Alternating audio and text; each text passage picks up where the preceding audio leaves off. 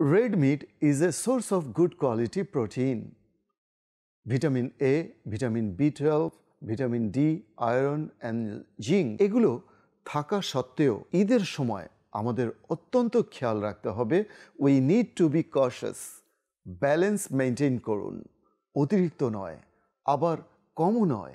মনে রাখবেন, ঈদের দিন অধিকাংশ হাসপাতালে গ্যাস্ট্রোএন্টারাইটিস অর্থাৎ পেট খারাপ, চাকুর আঘাত আর পশুর আঘাতপ্রাপ্ত আহত রোগী ভর্তি হয়। আর ঈদের কিছুদিন পর অধিক আহার করার কারণে কোলেস্টেরল আর ইউরিক অ্যাসিড জনিত আক্রান্ত হয়ে ভর্তি হয়।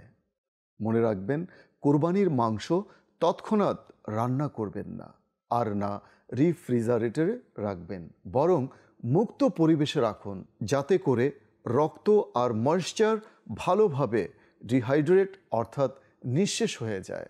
আর হ্যাঁ, যদি শাকসবজি দিয়ে মাংস রান্না করেন তবে তা অধিক নিউট্রিশাস অর্থাৎ পুষ্টিকর খাবার হবে।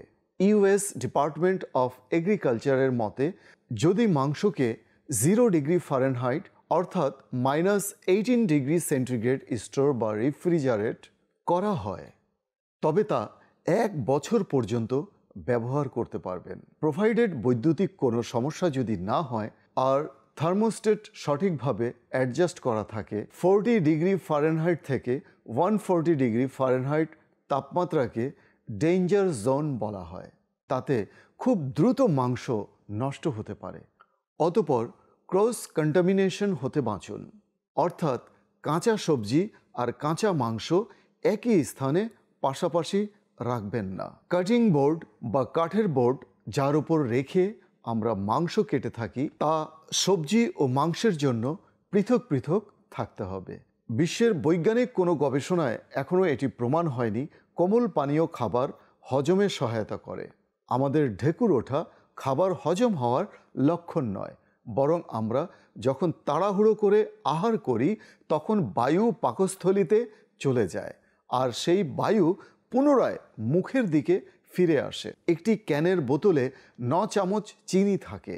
মনে রাখবেন, বিশ্বের শীর্ষ 10টি ডেডলি ডিজিজেস অর্থাৎ মারাত্মক রোগের মধ্যে বহুমূত্র অর্থাৎ ডায়াবেটিস 6 নম্বরে, আর ফিজি ড্রিঙ্কস অর্থাৎ ঠান্ডা পানীয় এ রোগের অন্যতম একটি কারণ। আর ফিজি ড্রিঙ্কস অর্থাৎ কোমল পানীয় এ রোগের অনেক বড় একটি কারণ। আর এর সবচেয়ে বড় ক্ষতি এটাই যে এতে কোনো উপকার নেই, এতে কোনো পুষ্টিও নেই। আর এখন ওয়ার্ল্ড হেলথ অর্গানাইজেশন হু এর পক্ষ থেকে সুস্বাস্থ্য খাবারের জন্য 5টি পরামর্শ দেওয়া হয়েছে।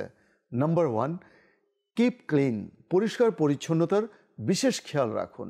নাম্বার 2, র অ্যান্ড কুক, কাঁচা ও রান্না করা খাবার পৃথক রাখুন। নাম্বার 3, তাপমাত্রা ঠিক রাখুন, অর্থাৎ যদি খাবারকে রিফ্রিজারেট করতে হয়, ফ্রিজে রাখতে হয়, তবে এর তাপমাত্রা যথাযথ ঠিক রাখতে হবে। নাম্বার 4, কুক থরোলি, ভালোভাবে খাবার রান্না করুন যাতে করে এর মধ্যে প্যাথোজেন্স, ব্যাকটেরিয়া, জীবাণু সম্পূর্ণরূপে মারা যায়।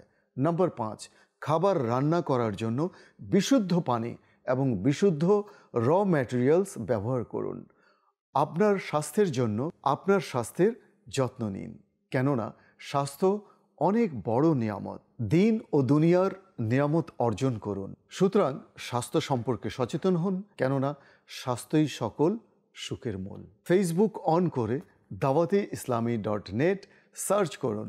আপনার সামনে দাওয়াতি ইসলামী Bangladesh official Facebook page open হবে। এতে ক্লিক করুন, পেজ লাইক করুন।